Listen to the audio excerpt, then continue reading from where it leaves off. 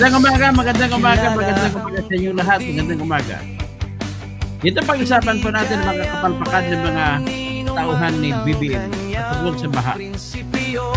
Kalahin mo pa maglagay ka ng DPWH Secretary na hindi naman engineer, so wala talagang alam. Kapag may bayaran, siya ang hadlang. Hindi siya tiklop sa pananakot ng iilan, hindi siya alila ng sino mang mayaman. Kung ang kapangyarihan nila ay inaabuso, hinahawi niya yan mano-mano. Kapag ang taong bayan ang nasasakal, siya ang unang sumusugot, tumatagal. Hindi perang sukatan ng halaga, kundi kung sino ang lumalaban para sa masa. Toto kasing tirador, toto kasing tirador, kakampi ng naaapi, kalaban ng sakim na mandarambong. Toto kasing tirador, toto kasing tirador, hindi kayang bilhin ang puso niyang matibay.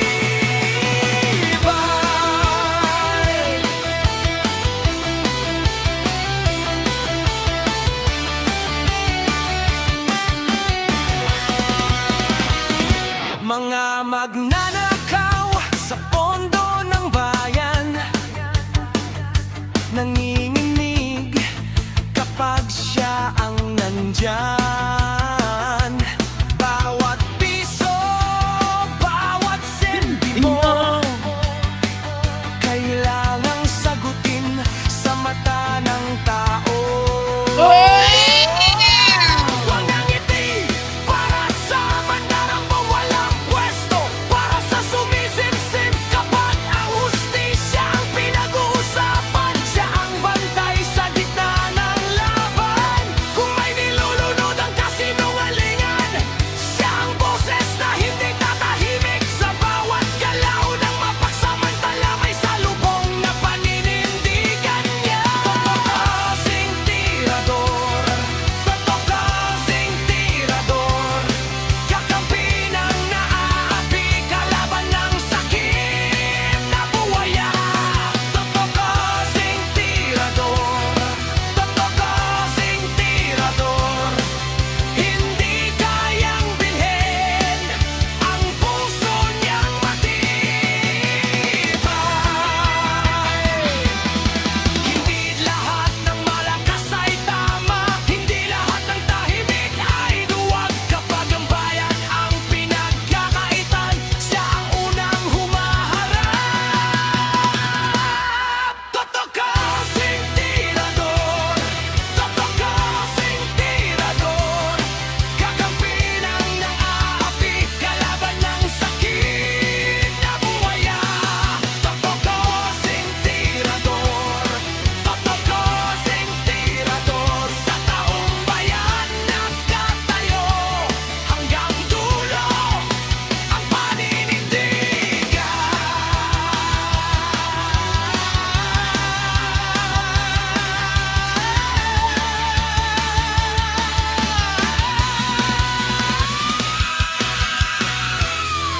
Ayan ito, patugtugin pa tayo isa pa. Para lang kasi kay Sara Duterte na aking pinag-iisipan na talagang mananalo kahit anong gagawin nila.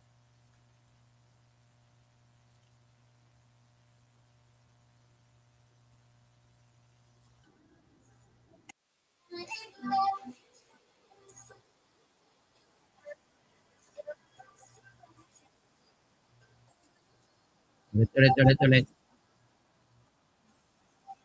Si BBM.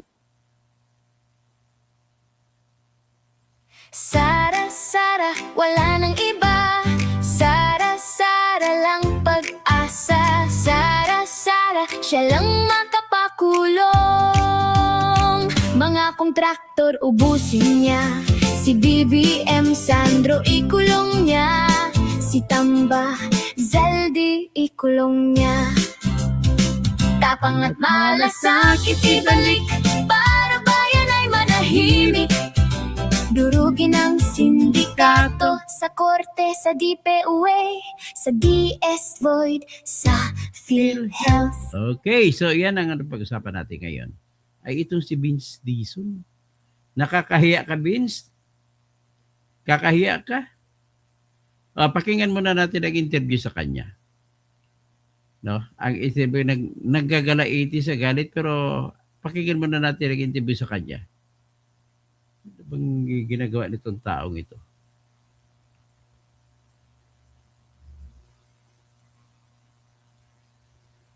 Kasi ang sinasabi niya, natitibay ko na ang gagawin niya na mga ayos sa EDSA.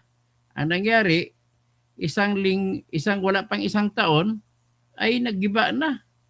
So that's how bullshit is this government.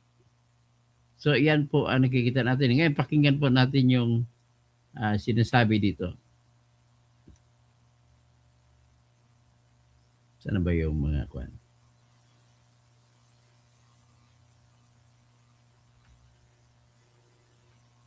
Ito.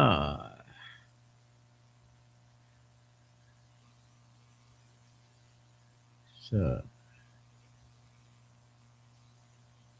ito, pakinggan natin ha. Galit na galit siya.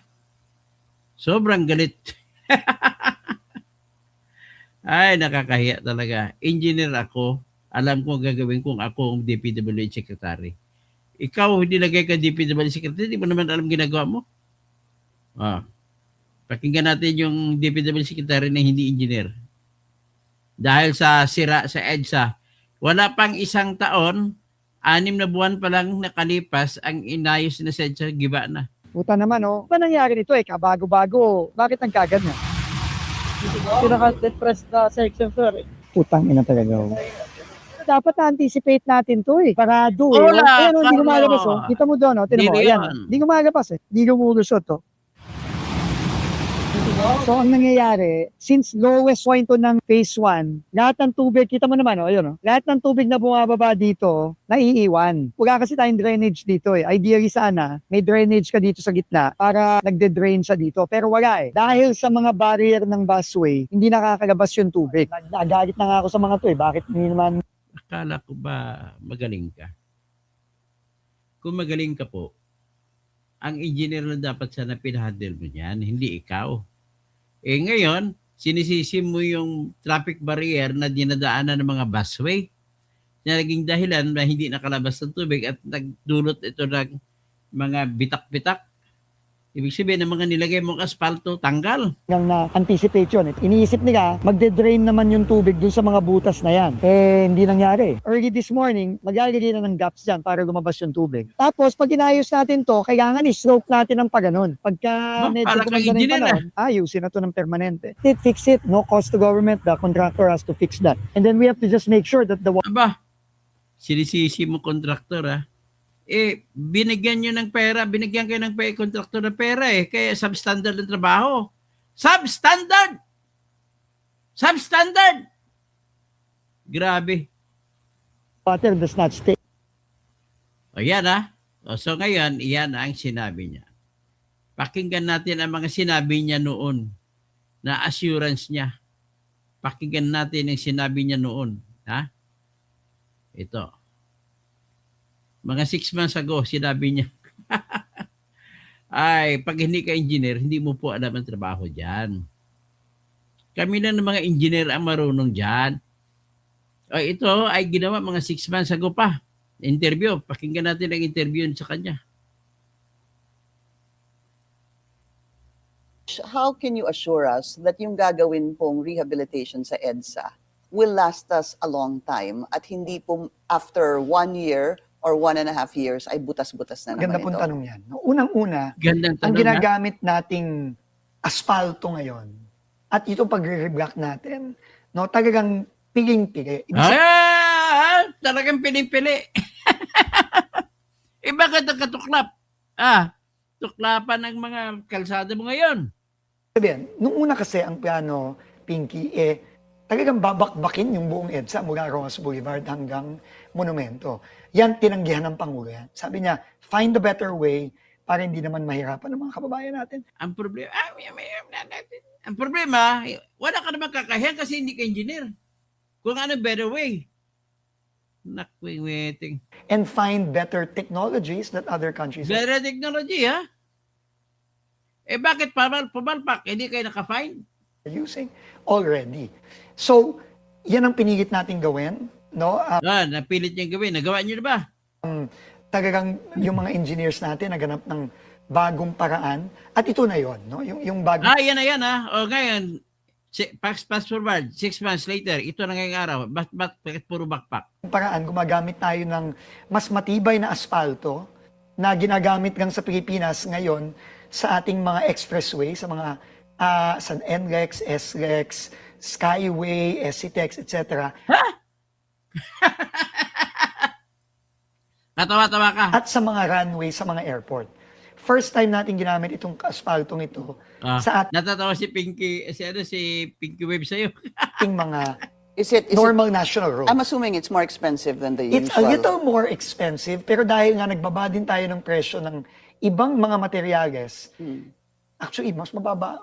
At nag-reduce tayo dramatically nung scope of work.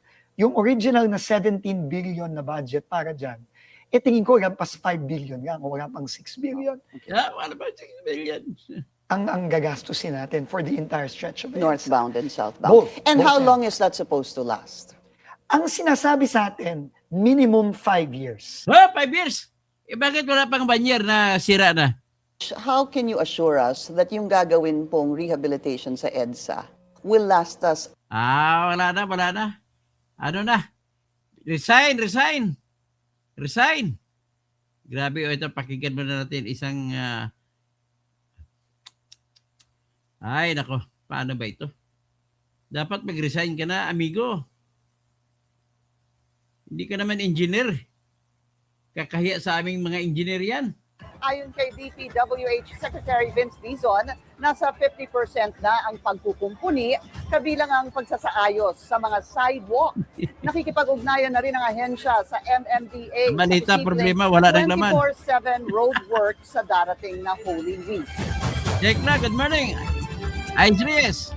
During the Holy Week, the holiday, tingin ko baka hingi kami ng permiso sa MMDA na mag 24/7 ulit. Ang problema sa iyo, hindi ka kasi engineer, hindi ka nag-aral. Nag-aral ako engineering 5 taon. Hindi mo nga alam kahit per CPM lang eh. Pag schedule ang mga trabaho, per CPM, Program, Evaluation and Review Technique, Construction, Public Management. Kasi wala naman masyadong tao sa Metro Manila during Holy Week. Mag-follow sa aming mga Yan ha. Yan na, nakita nyo na, ang yabang niya. Pero ibalik natin kaya yung sinabi na nagagalit siya. Pinapakinggan muna natin ito. Pakinggan muna natin ito. Nakakaya. Kung ako ang kaibigan mo, nahihiya ako sa'yo, Vince.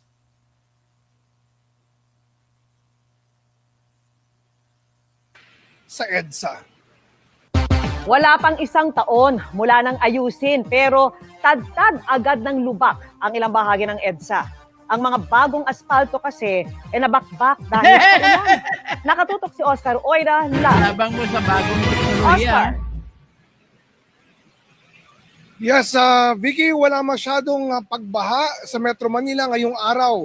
Pero ang mga naging pag-ulan nito managdaang araw, nag-iwan ng ilang bakbak na kalsada sa EDSA. Ang tawag niya, Bakbak Road. Matapos humupa ang mga pag-ulan sa Metro Manila ngayong linggo, ito ang bumungad sa mga motoristang dumaraan sa EDSA.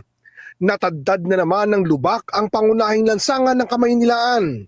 Sa bahagi ng EDSA Kalayaan southbound, kita ang malalalim na uka na puno pa ng tubig. Gayon din sa may busway sa may parting Estrella. Abala at posibleng peligroso sa mga motorista ang mga yan, lalo't mahigit 400,000 sasakyan ang dumaraan sa EDSA kada araw. Inabutan namin kanina ang mga taga Department of Public Works and Highways na isa-isang tinatapalan ang mga lubak. kaya di nadaanan ng mga bus ang bahaging ito ng busway hanggang sa may parting Buendia. Sinubukan namin silang kausapin pero di raw sila otorisadong magsalita. Pero bakit nga ba nauwi muli sa lubak ang ilang bahagi ng EDSA matapos ang ilang araw lang na pag-ulan? Yan ay kahit katatapos lang ng Phase 1 ng road reblocking ng EDSA kasama ang bahaging nakitaan namin ng lubak. Matatanda ang sinimulan niya noong bisperas ng Pasko noong nakaraang taon at ginasusan ng 1.2 bilyong piso. Sinusubukan pa naming makuha ang panig ng DPWH ukol sa mga nasirang bahagi ng EDSA. Samantala, Vicky, dito sa kinaroroonan natin sa may EDSA southbound lane, partikular dito sa may bahagi ng Makati bago sumapit ng Rockwell, kapansin-pansing mabagal na ang daloy ng trapiko sa mga sandaling ito. Hindi pa rin nagagamit yung busway na gaya ng sinabi natin ay patuloy na kinukumpuni ng mga tauhan ng DPWH sa mga oras na ito. Vicky? Maraming salamat sa iyo, Oscar Oida. Paano ngayon sabihin mo yan? Anong paliwanag na naman yan, Vince Dizon? Ha? Vince Dizon, ano naman paliwanag ang gagawin mo? Ito tuloy, napulaan ka. 1.2 billion ang project yan. Wala pang isang taon, giba na. Sabi ng mga Ilonggo, yun di puta. Ha? Wala pa sa katuig. Wasakron. Yan. Yan po, makikita ninyo.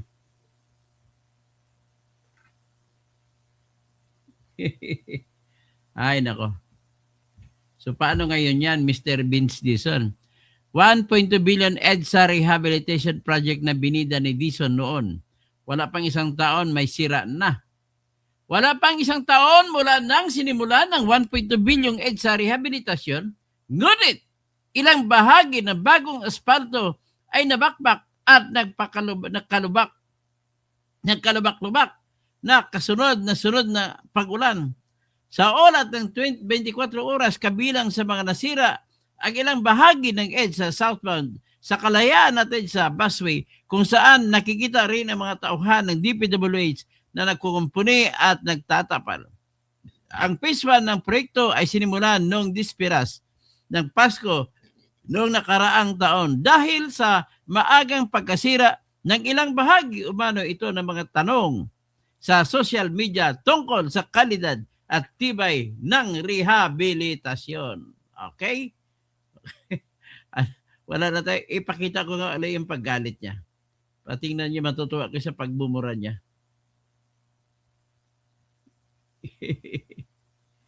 Ay, nako, Vince Dizon. Hindi po kayo engineer, kaya mag-resign na kayo dyan. Hindi po kayo engineer. You are fooling engineers eh. Trabaho namin yan, engineer, inaagaw mo. Puta naman, oh. Ano nangyari nito eh? Kabago-bago. Bakit ang kagad na? Pinaka-depressed na section, sir. Putang ina talaga. Dapat na-anticipate natin to eh. Parado Brian eh. Oh. Rodriguez. Ayan, oh, hindi gumalabas oh. Kita mo doon, oh. Tinan mo. Ayan, oh. Hindi gumalabas eh. Hindi gumulusot, oh.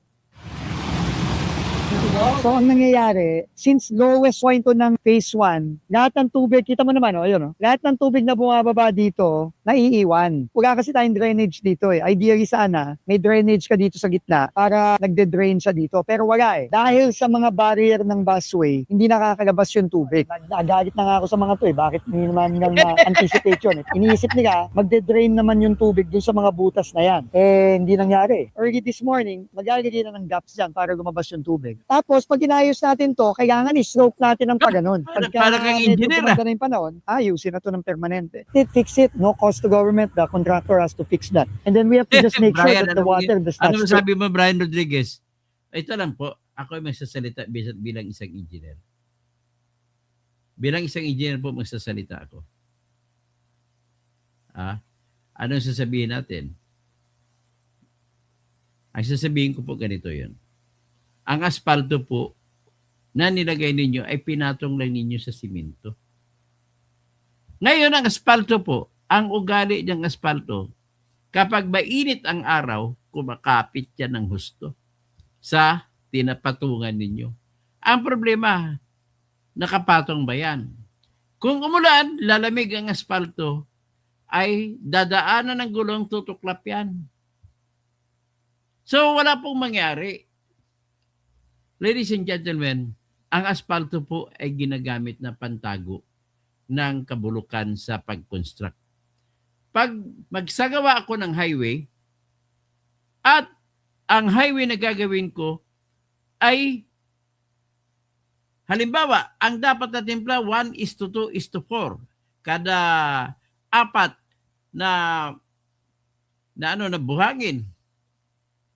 1:2:4. Sige, 1:2:4 ay dapat isang simento. Ang ginawa 1:2:10 eh. Sa 10 na pungke na bag ay na buhangin at bato ay isang bag na ng simento. So, gigiba, magka-crack. So, ang style po nila Brian Rodriguez ng DPWH, ng mga kontraktor, para hindi po kagad-agad masira, mas mura ang asfalto. Pagkatapos nila simento ng highway, tatabunan ngayon ng asfalto. Ang tabo na asfalto, yun po ang magtatago sa depekto ng mga ginawa na highway. Pumunta po ako sa Vietnam, doon sa Ho Chi Minh, sa Saigon. Mga simento, doon lang ako nakakita ng mga kalsada na walang asfalto. Ang gaganda, smooth pa ang mga kalsada. Kaya bakit hindi natin gayahin ang Vietnam? Dito naman, no? Wala talaga. Ano, mag-resign ka na dyan. 1.2 billion asfalto? Anong klase? Anong klase yung proyekto yan? O, sige, paki-share mo na lang. Paki-like.